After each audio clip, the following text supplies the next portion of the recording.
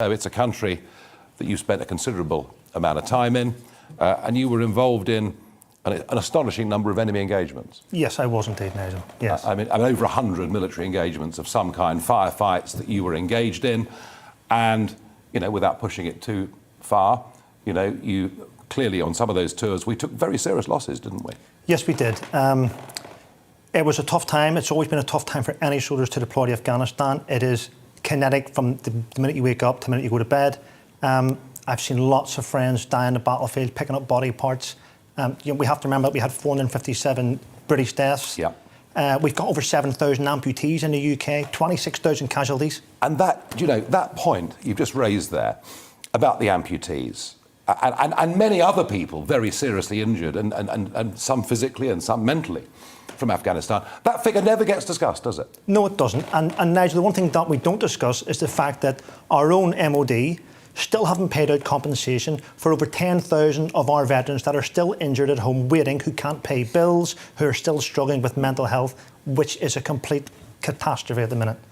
But as a serving soldier, you know, and discipline, of course, is the absolute byword of military service, and, you know, yours is not to reason why, yours is to do what the government of the day says that you should do, and soldiers go about that job generally pretty uncomplainingly, and certainly, despite some of the horrible losses we were taking, you know, I never heard any whisperings or rumblings from inside our forces. There was no talk of desertion, or you got on and did the job. Yes.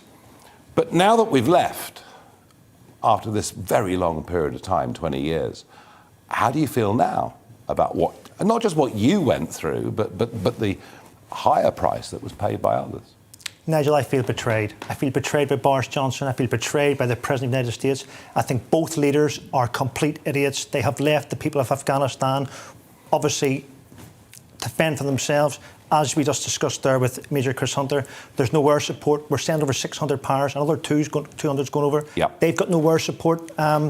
It's a complete mess. It's they a are. complete disaster. I mean, do you think they're vulnerable now? Those troops. Without a shadow of a doubt. We couldn't beat them. Let's be honest. We couldn't beat the Taliban when we had the Green Berets, the SAS, the Parachute Regiment, 16th Brigade, the Royal Marine. We couldn't beat them with the best firepower we have. Yet we've now sent over a battalion's worth of men. Yep. Without any of those assets. I think they're vulnerable. I just hope they all get back in one piece. Yeah, well, I certainly hear to that, and the civilians, and the Afghan interpreters. And you probably just heard me tell that story about the people that helped James Glancy when he was back over there earlier this year. So that's all pretty horrendous stuff.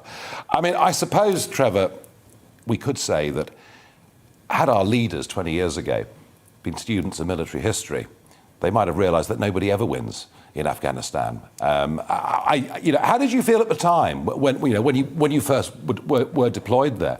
Did you feel in the beginning that it was a worthwhile thing to be doing?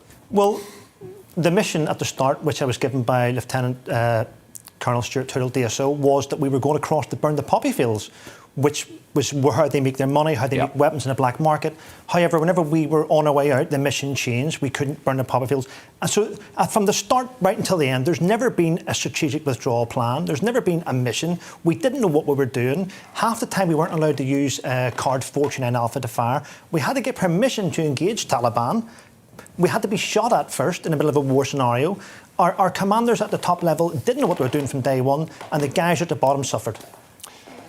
Trevor, it must be a very difficult place that you and the veterans are in right now, and I want to say thank you. Welcome to the GB News YouTube channel. You can watch us live 24 hours a day, catch up on your favourite shows, and join in the conversation in the comments below. Don't forget to subscribe and you'll never miss any of our exclusive content.